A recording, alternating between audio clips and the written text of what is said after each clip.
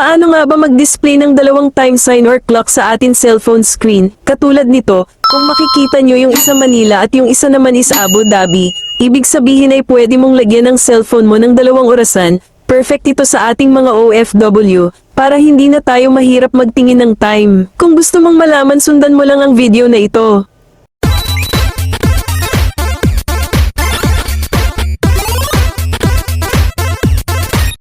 I-open lang ang phone mo at itap ang screen ng long press.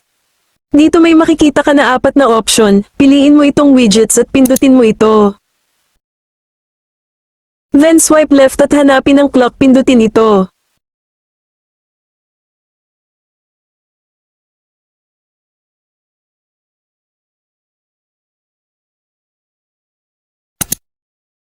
So, pag pindot mo ng clock may makikita ka na dalawang option na digital at dual clock, pindutin mo itong dual clock.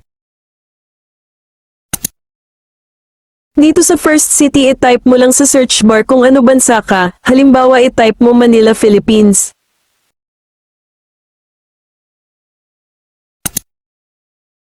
At dito sa second city i-type mo sa search bar kung saan ka, halimbawa Abu Dhabi, United Arab Emirates.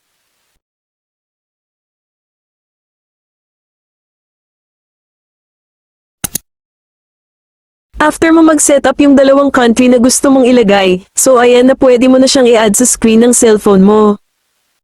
Kung nakatulong sa iyo ang video na ito, huwag kalimutan mag-follow at i-share ang video. Maraming salamat po.